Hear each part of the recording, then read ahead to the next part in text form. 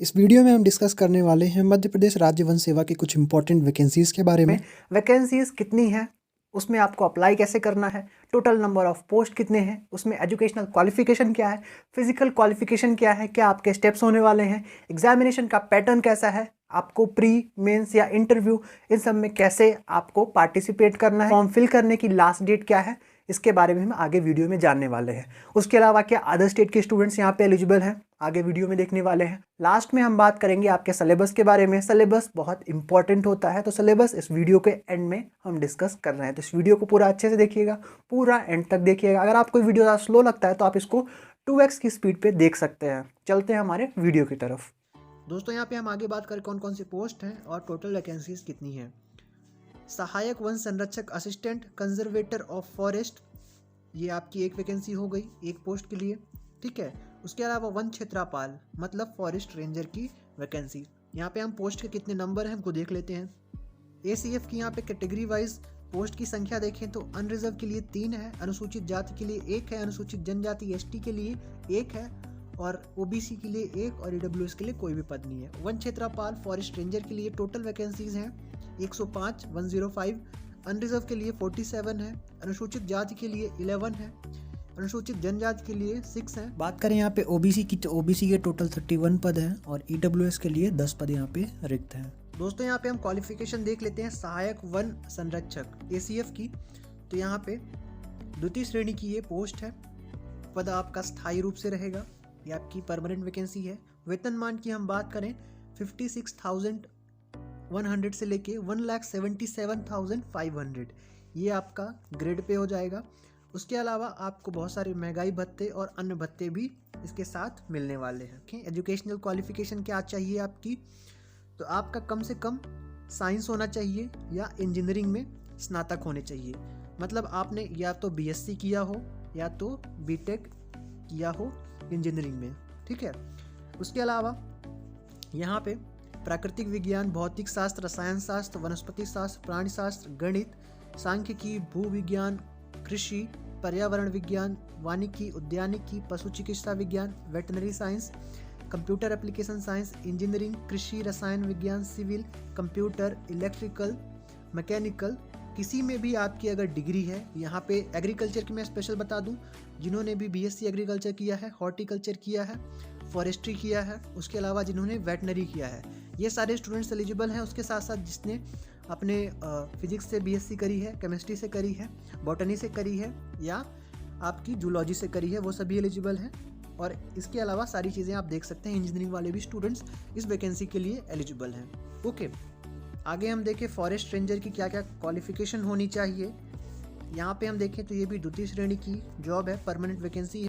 यहाँ पे वेतनमान की बात करें तो स्टार्टिंग सैलरी आपकी 36,200 से होने वाली है, जो आपका मैक्सिमम ग्रेड पे रहेगा 1,14,800, ये आपका रहने वाला है मैक्सिमम ग्रेड पे, तो काफ़ी एक अच्छी सैलरी आपको मिलने वाली है। यहाँ पे केवल ऐसे स्टूडेंट्स एलिजिबल हैं जिन्होंने BSc किस में कर रखी हो, या तो फिजिक्स में कर रखी हो, या तो केमिस्ट्री में कर रखी हो, या तो जूलॉजी में कर रखी हो, या बॉटनी में कर रखी हो, या भूगर्भ शास्त्र, गणित, सांख्यिकी। फिर उसके बाद हमारे क्वालिफिकेशन कौन से हो सकते हैं, ऐसे सभी स्टूडेंट्स जिन्होंने BSc एग्रीकल्चर कर रखी है या हॉर्टिकल्चर कर रखी है या उन्होंने BSc फॉरेस्ट्री कर रखी है, इस पोस्ट में अप्लाई कर सकते हैं। यांत्रिकी यानी आपने इंजीनियरिंग कर रखी है, यहाँ पे जो ब्रांच मेंशन है, ठीक है, तो आप इस पोस्ट के लिए एलिजिबल हैं। यहाँ पे कैंडिडेट्स के शारीरिक मापदंड बताए गए, क्योंकि फॉरेस्ट डिपार्टमेंट में जॉब है तो फिजिकल क्वालिफिकेशन आपका ज़रूरी है। हाइट कितनी होनी चाहिए आपकी मेंशनड है, मेल के लिए 163 सेंटीमीटर, फीमेल के लिए 150 सेंटीमीटर। उसके अलावा जितने भी अनुसूचित जनजाति के कैंडिडेट्स हैं उनके लिए मेल में 152 और फीमेल में 145। यहाँ पे सीना आपका कितना होना चाहिए 79 सेंटीमीटर और महिलाओं का फीमेल्स के लिए 74 सेंटीमीटर। यहाँ पे न्यूनतम विस्तार और पूर्ण विस्तार फुलाने के बाद कितना सीना होना चाहिए और नॉर्मल कंडीशन में कितना होना चाहिए, ये मेंशन किया गया है। तो मेक श्योर आप अपनी फिजिकल रिक्वायरमेंट पहले चेक कर लें, ठीक है। शारीरिक क्षमता परीक्षण आपका किया जाएगा 4 घंटे में, कम से कम 25 किलोमीटर्स आप चल लें जब आपका एग्ज़ाम होगा फिजिकल का। उस दौरान महिलाओं के लिए सहायक वन संरक्षक हेतु 14 किलोमीटर्स और फॉरेस्ट रेंजर के लिए 16 किलोमीटर 4 घंटे में आपको ये कंप्लीट करना पड़ेगा। आपने थंबनेल में देखा था कि ऑल इंडिया के स्टूडेंट्स एलिजिबल हैं, तो यहाँ पे मैं आपको बता देता हूँ। अनुसूचित जाति, जनजाति और अन्य पिछड़ा वर्ग में आरक्षण हेतु केवल मध्य प्रदेश के मूल निवासी ही एलिजिबल हैं। ठीक है, मतलब अगर आप दूसरे स्टेट के हैं तो यहाँ पे एमपी में आरक्षण का फ़ायदा आप नहीं ले सकते हैं। ऐसे सभी स्टूडेंट्स जिनका डोमिसाइल एमपी नहीं है उनको अनारक्षित कैटेगरी में, अनरिजर्व कैटेगरी में अप्लाई करना है, उसी में ही आपको जॉब मिल सकती है। यहाँ पे आगे हम बात कर लेते हैं एज लिमिट की। तो सहायक वन संरक्षक हेतु आपके लिए 21 ईयर मिनिमम एज है और 40 ईयर मैक्सिमम एज है। इसी तरह फॉरेस्ट रेंजर के लिए हम देखें तो 21 ईयर आपकी मिनिमम एज है और 33 ईयर्स आपकी मैक्सिमम एज है। दोस्तों यहाँ पे हम देख लेते हैं एग्जामिनेशन आपको कौन कौन से देने हैं। सबसे पहले आपका प्री का एग्जामिनेशन जो राज्य सेवा का है, स्टेट पीएससी का है, उसका प्री का एग्जामिनेशन आपको देना पड़ेगा। ये केवल क्वालिफाइंग रहेगा। इसका आपका मार्क्स मेन एग्जामिनेशन और आपका सिलेक्शन डिसाइड नहीं करेगा, लेकिन आपको इसको क्वालिफाई ज़रूर करना पड़ेगा जिससे आप मेन एग्जामिनेशन में बैठ पाएँ। दोस्त होता क्या है कि प्री के एग्जामिनेशन में 2 पार्ट रहते हैं। एग्जाम्पल से हम समझते हैं ए और बी। ठीक है, अब अदर जो सर्विसेज हैं उनमें केवल फर्स्ट पार्ट का ही नंबर जुड़ता है, लेकिन यहाँ पे अगर फॉरेस्ट सर्विस है तो पार्ट 1 का भी नंबर जुड़ेगा ए का और पार्ट बी का भी जुड़ेगा। तो इसको मिला के अपना फॉरेस्ट सर्विस का मेन का आपका कट ऑफ निकाला जाएगा, ये क्वालिफाई हुआ है कैंडिडेट या क्वालिफाई नहीं हुआ है। ठीक है, उसके बाद आपको मेन एग्जामिनेशन देना है, देन आगे की प्रोसेस जो हमने डिस्कस करी है। तो यहाँ पे आपको दोनों ही पार्ट में अच्छे नंबर लाने पड़ेंगे जिससे आप इसको क्वालिफाई कर पाएँ। ओके, मिनिमम क्वालिफिकेशन मार्क्स कितना होना चाहिए? अनरिजर्व के लिए यहाँ पे मेंशन किया गया है 40% अनरिजर्व के लिए बताया गया है। उसके अलावा अनुसूचित जाति, अनुसूचित जनजाति और पिछड़ा वर्ग के लिए 30% अंक लाना अनिवार्य होगा अगर आपको प्री क्वालिफाई करना है। तो आपका जो सिलेक्शन डिसाइड करेगा वो आपका मेन प्लस इंटरव्यू, यही दोनों डिसाइड करेंगे कि आप इसमें सेलेक्ट हुए हैं या नहीं हुए हैं। यहाँ पे हम राउंड फिगर में देखें तो करीब 1500 से 1600 स्टूडेंट्स यहाँ पे सेलेक्ट किए जाएंगे मेन एग्जामिनेशन के लिए। दोस्त, बहुत सारे स्टूडेंट्स का क्वेश्चन रहता है कि नेगेटिव मार्किंग यहाँ पे होने वाली है या नहीं।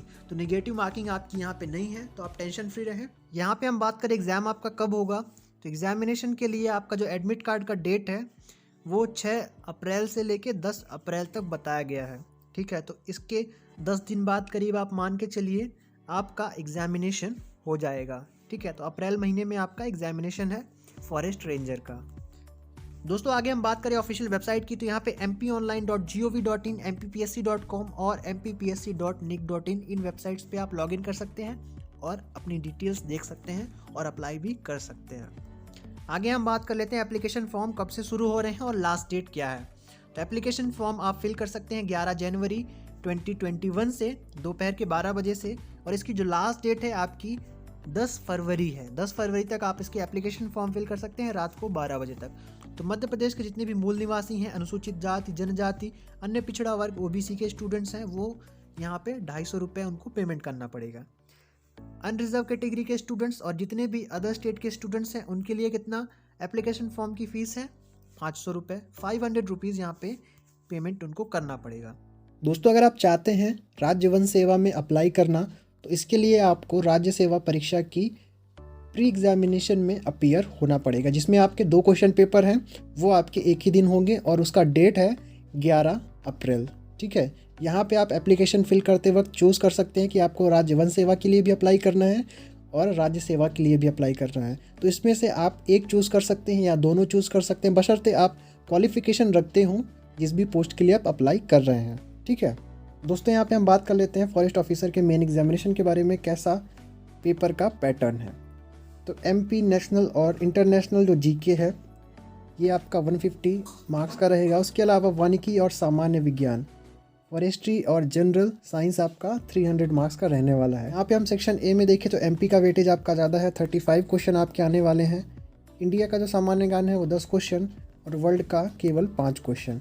इसी तरह आपका जो सेकेंड वाला है सब्जेक्ट वाला आपका ये क्वेश्चन है, इसमें क्वेश्चन पेपर है, इसमें आपका 100 क्वेश्चन रहेगा। इस तरह से आप देखेंगे तो एक क्वेश्चन आपका 3 नंबर का रहेगा और जो टोटल आपका पूर्णांक हो जाएगा वो 450 का। दोस्त मज़े की बात यह है कि मेन एग्जामिनेशन आपका ऑब्जेक्टिव टाइप होगा और इंटरव्यू के लिए कोई भी मिनिमम मार्क्स नहीं है और क्वेश्चन पेपर आपका हिंदी और इंग्लिश दोनों में ही आएगा। यहाँ पे आपका नेगेटिव मार्किंग रहेगा। अगर आप एक गलत आंसर करते हैं तो आपका 1 अंक काट लिया जाएगा, ठीक है। और राइट आंसर के लिए 3 मार्क्स आपको प्रदान किए जाएंगे।